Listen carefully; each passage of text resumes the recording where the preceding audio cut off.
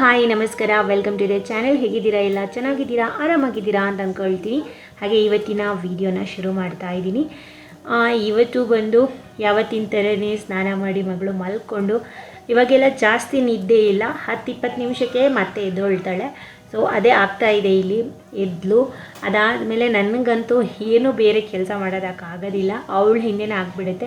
ಅವಳು ಸ್ನಾನ ಮಾಡಿ ಮಲಗೋ ಒಂದು ಟೈಮ್ ಇದೆ ಅಲ್ಲ, ಆವಾಗ ಮೊಬೈಲ್ ಇಟ್ಕೊಂಡು ಸ್ವಲ್ಪ ಏನೋ ಒಂದು ಸ್ಕ್ರಾಲ್ ಮಾಡ್ತಾ ನೋಡ್ತಾ ಇರ್ತೀನಿ. ಅಷ್ಟೊತ್ತಿಗೆ ಎದ್ಬಿಡ್ತಾಳೆ. ಅದು ಎಷ್ಟು ಪಕ್ಕ ಅಂತಲೂ ಇವಾಗ ಗೊತ್ತಾಗೋದಿಲ್ಲ.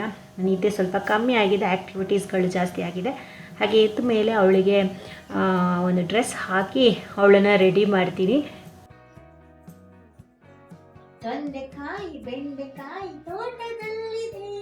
ಈ ಹಾಡು ನನ್ನ ಮಗಳನ್ನ ನೋಡಿದಾಗೆಲ್ಲ ನನ್ನ ಬೈಯಲ್ಲಿ ಬರ್ತಾ ಇರುತ್ತೆ. ನಾನು ತುಂಬ ಕೆಟ್ಟದಾಗಿ ಹಾಡ್ತೀನಿ, ಆದ್ರೂ ಆ ಒಂದು ಹಾಡು ಬರ್ತಾನೆ ಇರುತ್ತೆ. ಚಿಕ್ಕ ಮಕ್ಕಳಿಗೆ ಚೆನ್ನಾಗಿ ಅನಿಸುತ್ತೆ ಅಲ್ವಾ. ಹಾಗೆ ನನ್ನ ಚೈಲ್ಡ್ಹುಡ್ಡಲ್ಲಿ ಈ ಒಂದು ಹಾಡಿಗೆ ತುಂಬಾ ಡ್ಯಾನ್ಸ್ ಮಾಡಿದ್ದೀನಿ. ಯಾರಿಗೆಲ್ಲ ಈ ಸಾಂಗ್ ಜೊತೆ ಒಂದು ನಂಟಿದೆ ಅಂತ ಹೇಳಿ, ನಮ್ಮ ಚೈಲ್ಡ್ಹುಡ್ಡಲ್ಲೆಲ್ಲ ಇದು ತುಂಬಾ ಓಡ್ತಾ ಇತ್ತು. ಈ ಸಾಂಗ್ ಟ್ರೆಂಡಲ್ಲಿತ್ತು, ತುಂಬ ಚೆನ್ನಾಗಿತ್ತು ಅದು. Hi hi hi hi.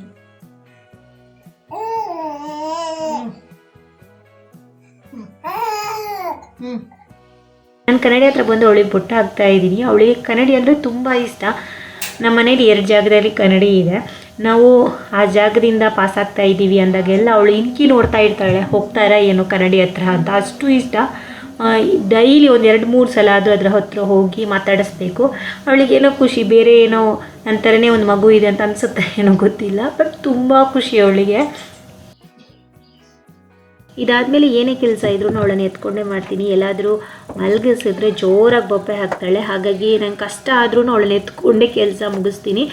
ಹಾಗೆ ಇನ್ನೊಂದು ವಿಷಯನ ನಾನಿಲ್ಲಿ ಶೇರ್ ಮಾಡ್ಕೋಬೇಕು. ತುಂಬ ದಿವಸದಿಂದ ಅಂದ್ಕೊಳ್ತಾ ಇದೆ ಹೇಳಬೇಕು ಅಂತ.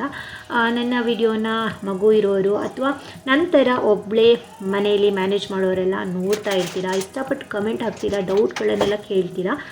ನನಗೆ ಸಾಧ್ಯ ಆದಷ್ಟು, ನನಗೆ ಗೊತ್ತಿರೋದನ್ನು ನಾನು ಕಮೆಂಟಲ್ಲಿ ಆಲ್ಮೋಸ್ಟ್ ರಿಪ್ಲೈ ಮಾಡಿದ್ದೀನಿ. ಹಾಗೆ ಇನ್ನೊಂದು ಹೇಳಬೇಕಾದ್ರೆ, ನಾನು ಡಾಕ್ಟರಲ್ಲ, ನನಗೆ 2 ಮಗು ಆಗಿರೋದ್ರಿಂದ ಆ ಒಂದು ಎಕ್ಸ್ಪೀರಿಯನ್ಸ್ನ ನಾನಿಲ್ಲಿ ಶೇರ್ ಮಾಡ್ಕೊಳ್ತಾ ಇರೋದು. ಇನ್ನೊಂದಂದರೆ, ನೀವು ನನಗೆ ಕಾಂಪ್ಲಿಕೇಟ್ ಆಗಿರೋ ಅಂಥ ಕ್ವಶನ್ನ ಇಲ್ಲಿ ತನಕ ಕೇಳಲಿಲ್ಲ. ನನಗೆ ಅದು ರಿಲೇಟ್ ಆಗಿದೆ, ನನಗೆ ಎಕ್ಸ್ಪೀರಿಯನ್ಸ್ ಆಗಿದೆ, ಹಾಗಾಗಿ ಈಸಿಯಾಗಿ ಆನ್ಸರ್ ಮಾಡಿದ್ದೀನಿ. ಮಗುವಿನ ವಿಷಯ ಅಂದಾಗ ಜಾಸ್ತಿ ನೀವು ಕೂಡ ರಿಸ್ಕ್ ತಗೊಳ್ಳೋದಕ್ಕೆ ಹೋಗಬೇಡಿ. ತುಂಬ ದಿವಸದಿಂದ ಪ್ರಾಬ್ಲಮ್ ಇದೆ ಅಂದಾಗ ಖಂಡಿತ ಒಂದು ಸಲ ಡಾಕ್ಟ್ರ್ ಹತ್ರ ಹೋಗಲೇಬೇಕು. ಯಾಕಂದರೆ ಪ್ರತಿಯೊಂದು ಮಗುವೂ ಡಿಫ್ರೆಂಟ್ ಆಗಿರುತ್ತೆ, ಅವರ ಪ್ರಾಬ್ಲಮ್ಸ್ಗಳು ಬೇರೆ ಬೇರೆ ರೀತಿ ಇರುತ್ತೆ. ಹಾಗಾಗಿ ಹೇಳಿದೆ, ಚಿಕ್ಕ ಪುಟ್ಟದಾದಾಗ ಅದನ್ನು ಕಮ್ಮಿ ಮಾಡ್ಕೋಬೋದು. ಆ್ಯಂಡ್ ಇವಾಗಿನ ಕಾಲದಲ್ಲಿ ಮನೆ ಮದ್ದುಗಳು ಕೂಡ ವರ್ಕ್ ಆಗೋದಿಲ್ಲ. ಯಾಕೆಂದರೆ ಹಿಂದಿನ ಕಾಲದಲ್ಲಿ ಮನೆ ಮದ್ದುಗಳೇ ಮಾಡ್ತಾಯಿದ್ರು, ಕೊಡುವಂಥ ಫುಡ್ಗಳು ಕೂಡ ಅಷ್ಟೇ ಚೆನ್ನಾಗಿತ್ತು. ಇವಾಗ ಎಲ್ಲ ನಾವು ಏನೇ ಒಂದು ಹೆಲ್ದಿ ಫುಡ್ ತಿಂತೀವಿ ಅಂದ್ರೂ ಆ ಒಂದು ಫುಡ್ ಯಾವ ರೀತಿ ಪ್ರಿಪೇರ್ ಆಗುತ್ತೆ ಅದೂ ನಮಗೆ ಅಷ್ಟೊಂದು ಒಳ್ಳೆ ರೀತಿಯಲ್ಲಿ ಸಿಗ್ತಾ ಇರೋದಿಲ್ಲ. ಹಾಗಾಗಿ ನಮಗೆ ಪ್ರಾಬ್ಲಮ್ಸ್ಗಳು ಜಾಸ್ತಿ ಇವಾಗ ಬರೋದು. ನಾವು ಹೇಳುವಂಥ ಟಿಪ್ಸ್ಗಳು ಎಲ್ರಿಗೂ ವರ್ಕ್ ಆಗಬೇಕಂತನೂ ಇಲ್ಲ. ಈ ಒಂದು ವಿಷಯನ ನಿಮ್ಮ ಜೊತೆ ಹೇಳಬೇಕಿತ್ತು. ಹಾಗೆ ಮಗಳು ಎದ್ಮೇಲೆ ಬೇಗ ಮಲಗೋದೇ ಇಲ್ಲ. ಈ ರೀತಿ ಹೊರಗಡೆ ನಾನು ಅವಳನ್ನು ಮಲಗಿಸಿ ಆಟ ಆಡಿಸ್ಬೇಕು ಅಥವಾ ಏನಾದರೂ ಒಂದು ಮಾಡ್ತಾ ಇರಬೇಕು ಅವಳ ಜೊತೆನೇ. ಸ್ವಲ್ಪ ಸುಸ್ತಾಗಬೇಕು. ಹಾಗೆ ಇಲ್ಲಿ ಮಲಗಿಸಿದ್ದೀನಿ. ಇವಾಗ 7 ತಿಂಗಳಲ್ವ ಅವಳಿಗೆ. ಅವಳು ಮುಂದೆ ಹೋಗೋದೆಲ್ಲ ಮಾಡ್ತಾಯಿದ್ದಾಳೆ. ನಾನು ಲಾಸ್ಟ್ ವಿಡಿಯೋದಲ್ಲಿ ಕೂಡ ಹೇಳಿದ್ದೀನಿ. ಮುಂದೆ ಹೋಗೋದ್ರ ಜೊತೆ ಇನ್ನೊಂದು ಕೆಲಸ ಏನಂದರೆ, ನನ್ನ ಮನೆ ಎಷ್ಟೇ ಕ್ಲೀನ್ ಮಾಡಿದ್ರೂ ಏನಾದರೂ ಹೆಕ್ಕಿ ಬಾಯಿಗೆ ಹಾಕ್ತಾ ಇರ್ತಾಳೆ. ಅದು ಗೊತ್ತಿಲ್ಲ, ನನ್ನ ಕಣ್ಣಿಗೆ ಕಾಣಿಸೋದು ಅವಳ ಕಣ್ಣಿಗೆ ಕಾಣಿಸುತ್ತೆ. ನಾನು 2-3 ಸಲ ನನ್ನ ಮನೇನ ಕ್ಲೀನ್ ಮಾಡ್ತೀನಿ, ಆದ್ರೂ ಕೂಡ ಆ ರೀತಿ ಮಾಡ್ತಾ ಇರ್ತಾಳೆ. ಹಾಗೆ ಮನೆಯ ನಮ್ಮ ಫ್ಲೋರ್ ಕೂಡ ಒಂದು ಡಿಸೈನ್ ಡಾಟ್ ಇರೋದ್ರಿಂದ ಅದನ್ನು ಕೂಡ ಕೈಯಲ್ಲಿ ನೋಡ್ತಾ ಇರ್ತಾಳೆ, ಏನಪ್ಪ ಇದು ಅಂತ. ಹಾಗೆ ಫುಡ್ಡು ಕೂಡ ಅಷ್ಟೇ, ಅವಾಗವಾಗ ಕೊಡ್ತೀನಿ ಈ ರೀತಿ ಫ್ರೂಟ್ಸ್ಗಳನ್ನು ಮಧ್ಯದಲ್ಲಿ ಕೊಡ್ತೀನಿ. ಇವಾಗ ಬಾಳೆಹಣ್ಣು ಕೈಯಲ್ಲಿ ಕಿವುಚಿ ಅವಳಿಗೆ ಕೊಡ್ತಾ ಇದ್ದೀನಿ. ಒಂದು 2-3 ಸಲ ತಿಂತಾಳೆ ಅಷ್ಟೇ. ಅದಾದಮೇಲೆ ಅರ್ಧನ ನಾನೇ ತಿನ್ನೋದು.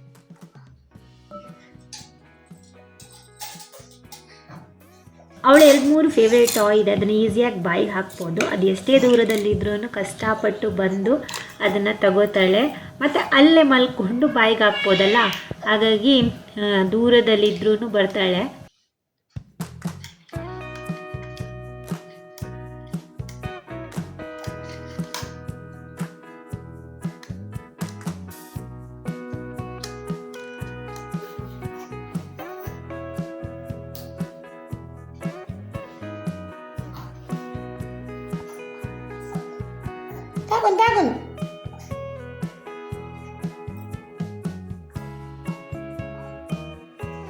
ಇವಾಗ ಆಟಾಡಿ ಅವಳಿಗೆ ಸುಸ್ತಾಯಿತು, ಹಾಗಾಗಿ ಹಾಲು ಕುಡಿಸಿ ಮಲಗಿಸ್ತಾ ಇದ್ದೀನಿ. ಅದಾದಮೇಲೆ ನಾನು ಕಿಚನಿಗೆ ಬಂದು ಅವಳ ಮಧ್ಯಾಹ್ನದ ಫುಡ್ ಪ್ರಿಪೇರ್ ಮಾಡಬೇಕು. ಅದ್ರ ಜೊತೆ ನನಗೂ ಕೂಡ ಕೆಲವೊಂದು ಅಡುಗೆನ ಮಾಡ್ಕೊಳ್ತೀನಿ. ಇವತ್ತು ಮಧ್ಯಾಹ್ನ ಮಗಳಿಗೆ ನಾನು ರೈಸ್ ಜೊತೆ ಸ್ವಲ್ಪ ಬಟಾಣಿನ ಸೇರಿಸ್ಕೊಳ್ತಾ ಇದ್ದೀನಿ. ಬಟಾಣಿನ ನಾನು ರಾತ್ರಿಯೇ ನೆನೆಸಿಟ್ಕೊಂಡಿದ್ದೆ. ಹಾಗೆ ಇವಾಗ 7 ತಿಂಗಳಾಗಿರೋದ್ರಿಂದ ನಾನು ಅವಳಿಗೆ ಮಸಾಲೆಗಳನ್ನು ಕೂಡ ಹಾಕ್ಕೊಳ್ತೀನಿ. ಮಸಾಲ ಅಂದರೆ ಪೌಡರ್ ಅಲ್ಲ, ನಾನು ಹಾಕ್ತಾ ಇರೋದು ಇವತ್ತು ಲವಂಗ. ಏನಕ್ಕೆ ಮಸಾಲೆಗಳನ್ನೆಲ್ಲ ಹಾಕಬೇಕು ಅಂದರೆ 1 ವರ್ಷದ ಹೊತ್ತಿಗೆ ಅವರು ನಮ್ಮ ಊಟಕ್ಕೆ ಅಡ್ಜಸ್ಟ್ ಆಗಬೇಕು. ಸೊ ನಾವು ಇಂಡಿಯನ್ಸ್ ಜಾಸ್ತಿ ಮಸಾಲೆಗಳನ್ನೆಲ್ಲ ಸೇರಿಸಿ ಅಡುಗೆ ಮಾಡೋದ್ರಿಂದ ಇವಾಗ ಸಪ್ಪೆ ಊಟ ಕೊಟ್ಟರೆ ಮುಂದೆ ಕೂಡ ಅವರು ಸಪ್ಪೆನೇ ಇಷ್ಟಪಡ್ತಾರೆ. ನಾವು ಮಸಾಲೆಗಳನ್ನು ಸೇರಿಸ್ಕೊಂಡು ಹೋದರೆ ಅದೊಂದು ಅಭ್ಯಾಸ ಆಗುತ್ತೆ. ಮಸಾಲೆ ಅಂದ ಕೂಡಲೇ ಏನೇನು ಸೇರಿಸ್ಬೋದು ಅಂದರೆ ಈ ಲವಂಗ, ಶುಂಠಿ, ಜೀರಿಗೆ, ಕಾಳು ಮೆಣಸು, ಬೆಳ್ಳುಳ್ಳಿ ಇದನ್ನೆಲ್ಲ ನಾವು ಬೇಯಿಸುವಾಗ ಸೇರಿಸ್ಕೋಬೋದು. ಎಲ್ಲನೂ ಒಟ್ಟಿಗೆ ಅಲ್ಲ, ಒಂದೊಂದನ್ನು ಒಂದೊಂದು ದಿವಸ ಸೇರಿಸ್ಕೊತ ಹೋಗ್ಬೋದು. ಹಾಗೆ ಯಾವುದು ನಮ್ಮ ಮಗುಗೆ ಇಷ್ಟ ಆಗುತ್ತೆ, ಕೆಲವೊಂದೊಂದು ಇಷ್ಟ ಆಗದೇ ಇರ್ಬೋದು. ಆದರೆ ನಾವು ಅಭ್ಯಾಸ ಮಾಡಿಸೋದು ಒಳ್ಳೆಯದು. ನಾನು ಅದನ್ನು ಮತ್ತೆ ಯಾವ ರೀತಿ ಕೊಡ್ತೀನಿ ಅಂತಲೂ ತೋರಿಸ್ತೀನಿ. ನನಗೂ ಅಡುಗೆ ಮಾಡ್ಕೊಳ್ತಾ ಇದ್ದೀನಿ. ನಾನು ಬೆಳಿಗ್ಗೆಯೇ ಹಸ್ಬೆಂಡಿಗೆ ಬಾಕ್ಸಿಗೆ ಪಲಾವ್ ಮಾಡಿಟ್ಟಿದ್ದೆ, ಅದನ್ನೇ ನಾನು ತಿಂತೀನಿ ಮಧ್ಯಾಹ್ನ. ಅದರ ಜೊತೆಗೆ ಇಲ್ಲಿ ಸಲಾಡ್ ಮಾಡ್ಕೊಳ್ತಾ ಇದ್ದೀನಿ. ಮತ್ತು ಮೆಣಸಿನ್ಕಾಯಿ ಬಜ್ಜಿ ತಿನ್ನಬೇಕು ಅಂತ ತುಂಬ ದಿವಸದಿಂದ ಆಸೆ ಆಗಿತ್ತು, ಅದನ್ನು ಕೂಡ ಮಾಡ್ಕೊಳ್ಳೋಣ ಅಂತ. ನನಗೆ ಕರೆಕ್ಟಾಗಿ ಅಂದರೆ ಇಡೀ ಮೆಣಸಿನ್ಕಾಯಿ ಬಜ್ಜಿ ಮಾಡೋದಕ್ಕೆ ಬರೋದಿಲ್ಲ, ಅದನ್ನು ಕಟ್ ಮಾಡ್ಕೊಂಡು ಮಾಡ್ತೀನಿ. ಒಟ್ಟಾರೆ ನಂಗೆ ತಿನ್ನಬೇಕು. ಆದರೆ ಮಾಡಬೇಕಿದ್ರೆ ಒಂದು ಭಯ ಆಯಿತು, ಎದ್ಬಿಡ್ತಾಳೋ ಏನು ಅಂತ. ಎದ್ದರೆ ಅದು ಅರ್ಧದಲ್ಲೇ ಸ್ಟಾಪ್ ಆಗುತ್ತೆ. ಹಾಗಾಗಿ ಬೇಗ ಮಾಡ್ತಾ ಇದ್ದೀನಿ. ಅವಳು ಹೇಳೋ ಮುಂಚೆ ನಾನು ಮಾಡಿ ತಿಂದಾಗಬೇಕು ಅಂತ.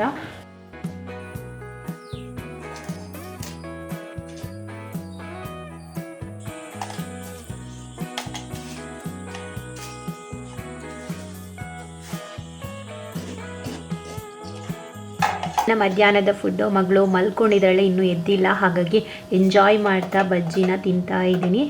ಯಾವತ್ತೂ ನಾನು ಊಟ ಮಾಡೋ ಹೊತ್ತಿಗೆ ಅವಳು ಎದ್ದಿರ್ತಾಳೆ, ಇಲ್ಲಾಂದರೆ ಎದ್ದೊಳ್ತಾಳೆ. ಸೊ ಇವತ್ತು ಆರಾಮಾಗಿ ಮಲ್ಕೊಂಡಿದ್ದಾಳೆ, ಹಾಗಾಗಿ ತಿಂತಾ ಇದ್ದೀನಿ. ತಿಂದು ತಟ್ಟೆನ ಇಟ್ಟು ಅಷ್ಟೊತ್ತಿಗೆ ಎದ್ದು ಕೂಡ ಆಯಿತು.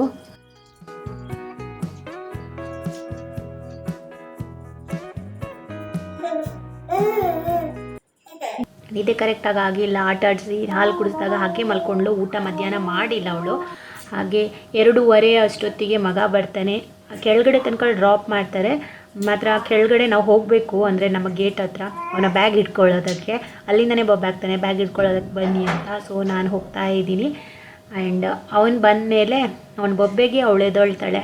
ಅವಳು ಎಷ್ಟೇ ಜೋರು ನಿದ್ದೆಯಲ್ಲಿ ಇದ್ರೂ ಕೂಡ ಇವನು ಎಬ್ಬಿಸ್ತಾನೆ ಬಂದಾಗ.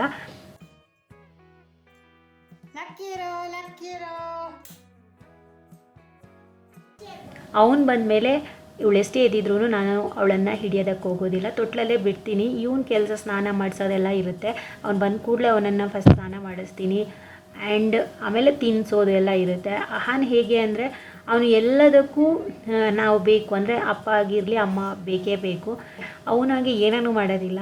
ತಿನ್ನೋದು ಕೂಡ ಅಷ್ಟೇ, ಅದು ಬೊಬ್ಬೆ ಹಾಕ್ತಾನೆ ಇರಬೇಕು ಮನೆಯಲ್ಲಿ. ಕೆಲವೊಂದೊಂದು ಇಷ್ಟ ಇದ್ದರೆ ಅವನೇ ತಿಂತಾನೆ, ಇಲ್ಲಾಂದರೆ ನಾವೇ ಅವನ ಹಿಂದೆ ಹೋಗಬೇಕಾಗುತ್ತೆ. ಅದೊಂದು ಅಭ್ಯಾಸ ಅವನಿಗೆ.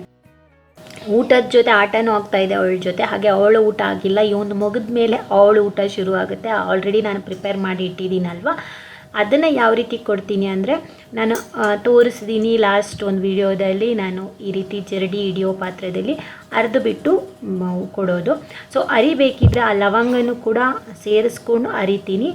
ಬೇಯುವಾಗ ಕೂಡ ಅದರ ರಸ ಬಿಟ್ಕೊಳ್ಳುತ್ತೆ. ಹಾಗೆ ನಾವು ಈ ರೀತಿ ಅರಿಬೇಕಿದ್ರೂ ಕೂಡ ಅದು ಓಪನ್ ಆಗುತ್ತೆ. ಹಾಗಾಗಿ ಒಟ್ಟಿಗೆ ಸೇರಿಸ್ಕೊಂಡು ಅರಿತೀನಿ. ಈ ರೀತಿ ರೆಡಿ ಮಾಡ್ಕೊಂಡಿರೋದು. ಲೈಟಾಗಿ ಲವಂಗ ಸ್ಮೆಲ್ ಬರುತ್ತೆ ಆ ಒಂದು ಫುಡ್ಡಲ್ಲಿ ಅಷ್ಟೇ, ಮತ್ತೇನು ದೊಡ್ಡ ಡಿಫ್ರೆನ್ಸ್ ಏನೂ ಆಗೋದಿಲ್ಲ.